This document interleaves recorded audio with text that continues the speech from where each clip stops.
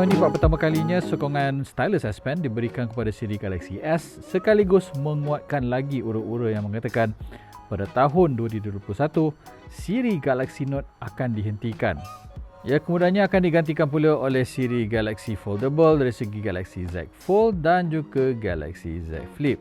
Dan terdapat ramai pendapat mengatakan bahawa Samsung hanya mempunyai 2 saja slot untuk peranti mercu. Jadi kalau selama ini Galaxy S dan juga Galaxy Note, bermula tahun ini Galaxy S dan juga Galaxy Z. Jadi, adakah Samsung Galaxy S21 Ultra yang ada sekarang mampu untuk menggantikan Galaxy Note 20 Ultra yang tahun lalu saya kategorikan sebagai peranti yang terbaik di pasaran pasal bukan sahaja mempunyai kebanyakan ciri tambahan yang menarik, kemampuan fotografi yang boleh dikatakan antara top 5 of the best dan paling penting sekali mempunyai ciri-ciri yang tak ada pada peranti lain, khususnya dari segi sokongan stylus. Jadi kita mulakan dulu dengan stylus S Pen itu sendiri. Jadi stylus S Pen yang disertakan dengan kerangka khas Samsung S21 Ultra ini ada sedikit berbeza. Pertama sekali, ia tak ada sokongan Bluetooth. Jadi walaupun ia mempunyai sistem pengesanan tekanan 4099 tahap sama macam pada stylus Note 20 Ultra, tak ada Bluetooth bermakna anda tak boleh menggunakan sokongan air gesture. Kalau anda ingat dengan air gesture yang diperkenalkan pada Samsung Galaxy Note 10, anda boleh menggunakannya seperti kayu magic Harry Potter, iaitu mengawal peranti tanpa menyentuh. Dan sebenarnya sejak benda ni diperkenalkan, saya paling banyak gunakannya untuk satu, jadi pengetip kamera apabila tengah hari raya ke apa, tak ada orang nak ambil gambar, saya tekan pada alat kawalan, gambar boleh diambil. Dan juga digunakan untuk orang yang banyak melakukan presentation di pejabat misalnya, pasal ini adalah ciri yang hanya boleh diaktifkan sekiranya ada sokongan Bluetooth. Pada stylus S Pen dengan S21 Ultra kali ini, ianya hanya sekadar asas. Tapi bagi mereka yang merasakan, oh saya masih perlukan air gesture, perlukan banyak ciri tambahan ini, pada separuh tahun kedua 2021, Samsung dah menjanjikan bahawa nanti ada S Pen Pro, di mana ciri sokongan Bluetooth ini akan akhirnya diberikan secara tambahan. Tapi pada waktu ini kita tak tahu bilakah tarikh sebenarnya ianya akan dipasarkan. Sungguh kalau begitu, saya sebagai pengguna Note 20 Ultra dah gunakan stylus S Pen pada S21 Ultra ini. Saya katakan ada beberapa kelebihan yang nyata pada rekaan yang digunakan. Satu ialah ianya lebih panjang dan membuatkannya lebih selesa nak gunakan untuk jangka masa yang panjang. Pasal anda kalau tengok S Pen yang ada pada Note 20 Ultra sekarang ini, ianya agak pendek dan nak gunakannya sebenarnya tidak berapa selesa. Dan saya ikhlas saya katakan merasakan S21 Ultra punya stylus adalah jauh lebih selesa untuk digunakan. Kekurangan macam kata tadi, tak ada Bluetooth, dan juga satu lagi kekurangan ialah tak ada automation nak keluar. Kita perlu korek stylus tu daripada tempat simpanan kerangka, dan tak ada juga sistem yang mengingatkan kita bahawa ia tertinggal. Dengan ada sistem Bluetooth tempoh hari, ada sistem yang mengesan sebaik sahaja stylus itu terkeluar daripada rangkuman Bluetooth, akan ada keluar notification mengingatkan kita bahawa hey, anda tertinggal S Pen. Ini tidak disokong pada S21 Ultra setakat ini. Seterusnya ialah kerangka itu sendiri. Kerangka tu walaupun selesa, walaupun best, saya rasakan ianya terlalu lebar, menambah sekitar 6 ke 7 mm kelebaran peranti dan menyebabkan ianya terasa kurang selesa untuk beberapa minggu pertama. Tetapi lepas dah gunakan seminggu, saya dah mula membiasakannya. Tapi dari segi comfort, dari segi mudah nak guna, saya masih memihak kepada Note 20 Ultra yang secara terbena membuatkan peranti just nice dalam tangan dan ianya tersimpan dengan rapi. Tak ada isu di mana terasa peranti tu macam nak terjatuh pasal ada locking mechanism terbena pada tempat simpanan stylus pada Note 20 Ultra. Jadi oleh sebab itu saya berikan kemenangan untuk Note 20 Ultra dari segi peranti yang lebih sedap dalam tangan dan sistemnya kunci yang lebih secure. Tak perlu risau peranti akan terjatuh pada bila masa saja.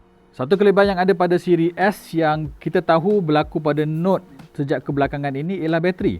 Bateri pada siri Note memang akan sedikit lebih kecil nak bandingkan dengan Galaxy S sejak 3 tahun lalu pasal keperluan nak letakkan tempat simpanan khas tadi. Jadi pada S21 Ultra ini, macam kalau anda baca ulasan saya katakan bahawa bateri dia memang tak masuk akal.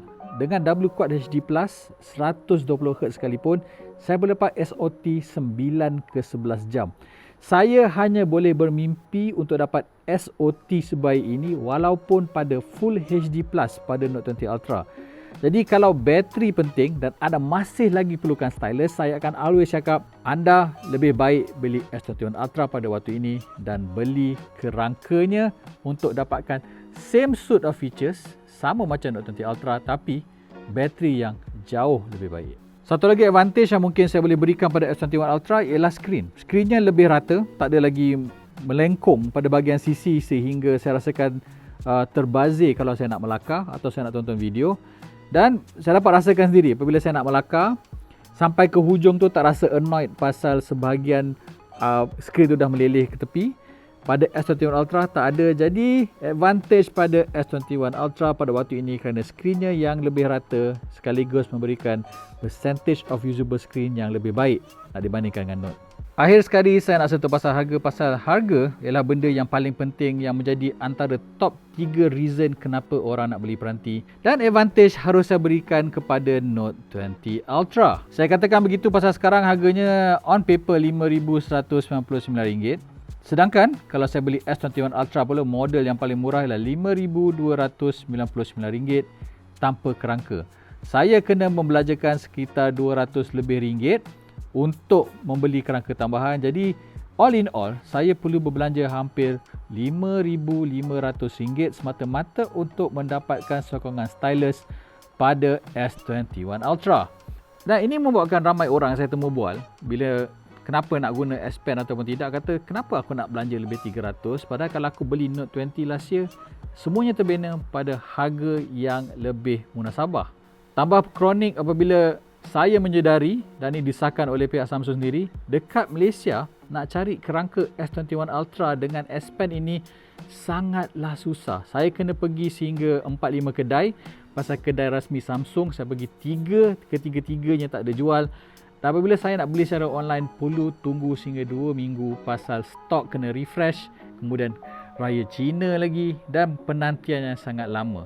Jadi sebagai conclusion, pada waktu ini saya tak merasakan bahawa ada peranti yang boleh benar-benar menggantikan Note 20 Ultra dari segi convenience, dari segi all-in-one package, dari segi S Pen yang ternyata akan selamat dalam tempat simpanannya.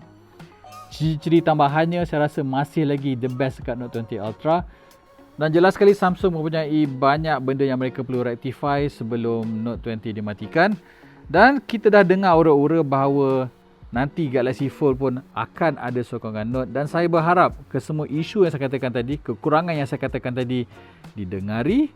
Dan harapnya jika benar Galaxy Fold nanti ada S Pen, ianya akan menyertakan all the best from the Note dan all the best daripada siri S yang kita ada hari ini dan menambah lagi sokongan skrin yang lebih baik pada Galaxy Fold.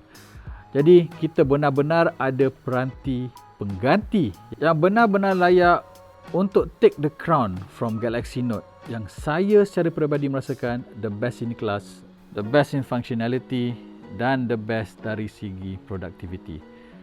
The king is dead, long live the king. Kita tengok apa jadi pada suku ketiga 2021 untuk peranti yang menggantikan Note pula.